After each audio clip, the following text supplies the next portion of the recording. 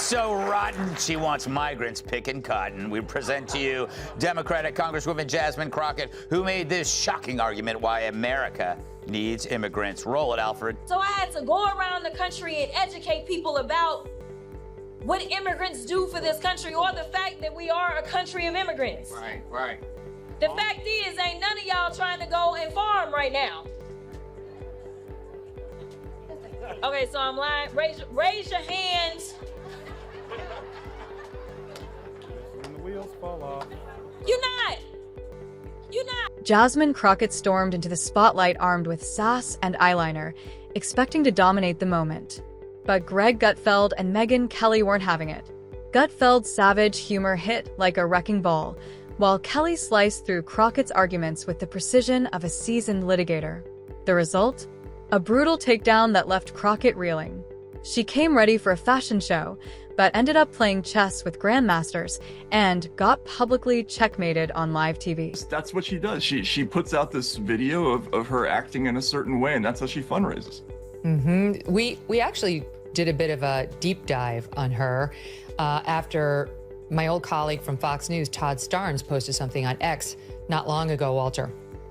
He posted the following. Jasmine Crockett wants you to think she's from the hood, that she grew up on the streets. The exact opposite is true. She attended an exclusive day school where tuition is nearly $35,000 a year. She also attended Rhodes College, a private school where tuition is nearly $55,000 a year. She's cosplaying a gangsta. So we looked up her background. She was born in St. Louis.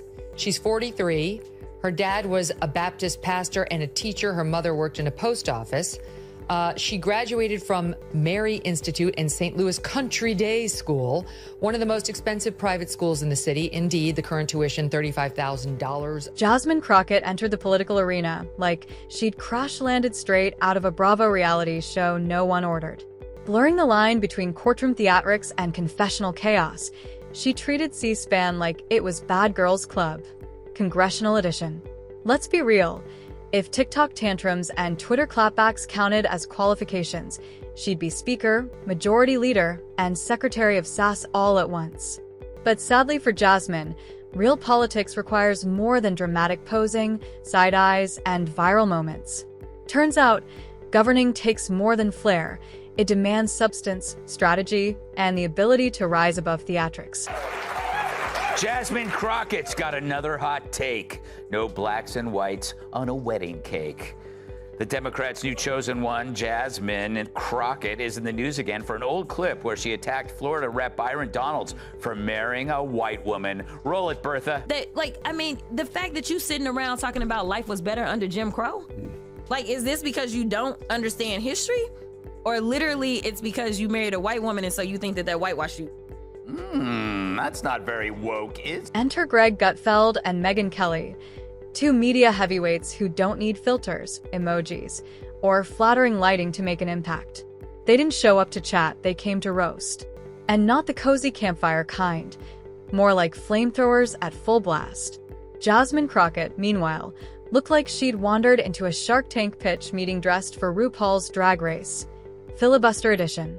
This wasn't a polite debate. There were no podiums, no rehearsed responses, no mercy. It was a full-blown verbal demolition derby, and Jasmine showed up pedaling a tricycle into a monster truck arena. Speaking of leftist hypocrisy and cluelessness, Jasmine Crockett is a rising star amongst the far-left progressives in this country. She's a representative from Houston, Texas, of all places, which makes no sense because she seems to be far too left for Houston, but apparently not because they elected her. It must be like, Orange County in California being like the one outlier in an otherwise uniformly state, like all red with the one blue, all blue with the one red. Okay, so Jasmine Crockett got up at a Los Angeles dinner this past Saturday, and it was hosted by, this is perfect, the human rights campaign. Let's be honest, Gutfeld has the energy of a snarky raccoon who's memorized the Constitution and turned sarcasm into a precision weapon. Meanwhile, Megyn Kelly entered like the no-nonsense principal summoned to stop a cafeteria food fight, and Jasmine was the kid hurling mashed potatoes, completely unaware the security cameras were rolling in full 4K. That was 3 years ago. the ones of her just sounding like a normal person talking. 3 years, not like that was 20 years, but then she moved to Mississippi for all that time. That was 3 years ago. She sounded like a totally normal person. It's only now she's got her accent and she's gonna kick everybody's ass. It's such an affectation. Crockett's entire political persona is aesthetic outrage, Congress's version of sprinkling glitter on a lawsuit. It's loud, sparkly, selfie-ready, yet underneath the shimmer sits a jumbo nothing burger with an extra side of sass. Her performance resembled cosplay, teetering between I'm reclaiming my time, theatrics, and can I finish? Exasperation. Amid those dramatic pauses and camera-friendly glares, she forgot governing involves substance, negotiation, and lawmaking, not meme potential. Style without substance may trend online, but it doesn't move legislation forward or change the country's direction. Is she making any point there?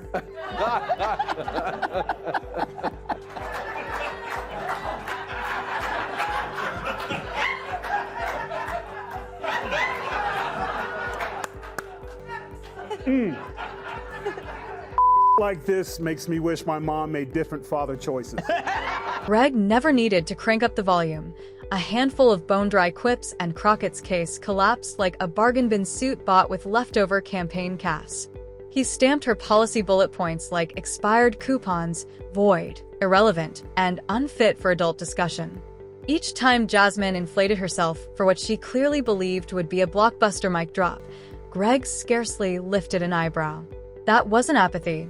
That's what genuine boredom looks like when you could solve a Sudoku mid-tirade and still have seconds left to roast the speaker before she finishes a clause. Then there's Megyn Kelly, a presence so naturally commanding that chairs straighten themselves the moment she crosses the threshold. While Jasmine auditioned for Congressional Mean Girls, Capitol Hill Edition, Megyn arrived armed with chronology, documentation, and surgical precision, slicing through Crockett's veneer without ever raising her pitch. Watching her dismantle Jasmine's paper-thin platform felt like witnessing an IRS examiner settle a personal score.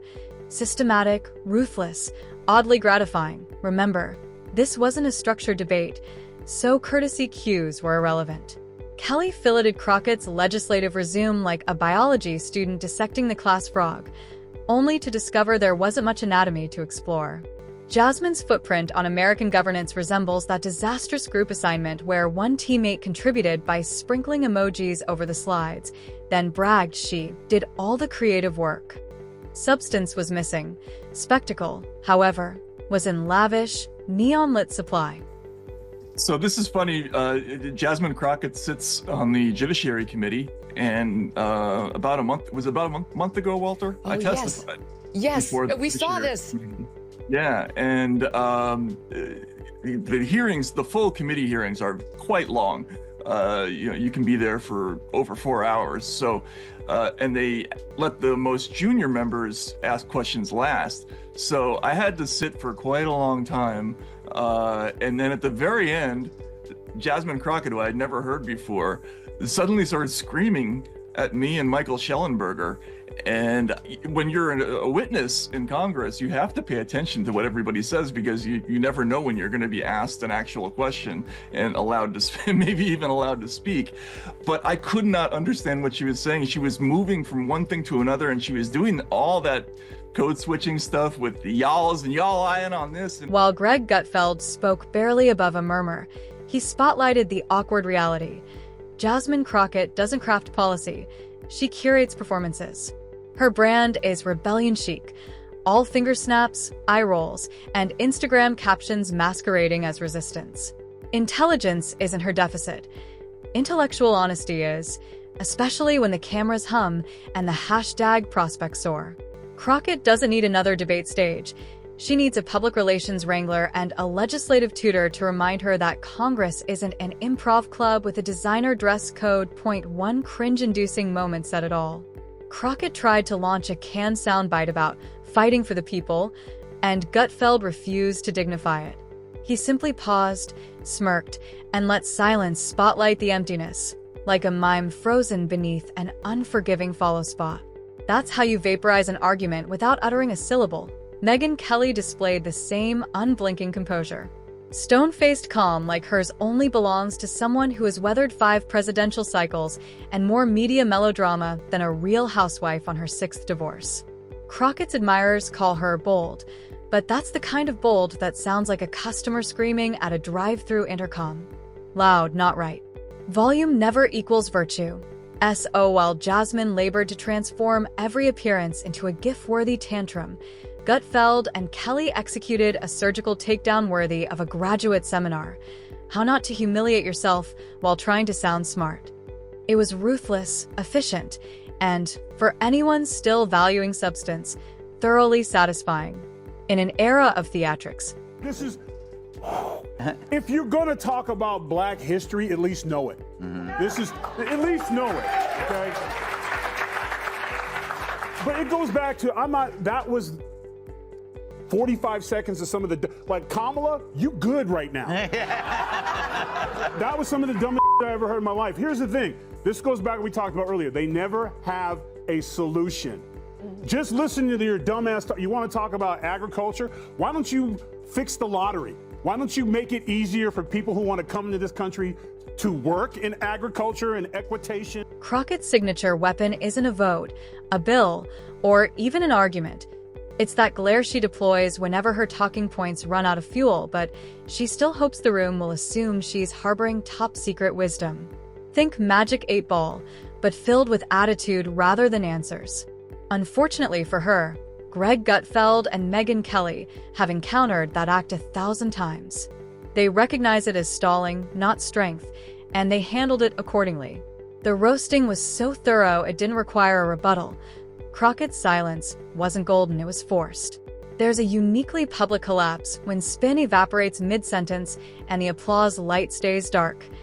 Let's not pretend this was an isolated misstep. Crockett's entire congressional tenure has been a festival of loud wrongness. Congress as amateur slam poetry night, complete with self-curated hype squad. Meanwhile, outside of that TikTok bubble, voters expect deliverables, not drama. Gutfeld and Kelly's dismantling wasn't just entertainment. It was a long overdue reality check, someone finally saying, "Can we stop confusing vibes with vision?"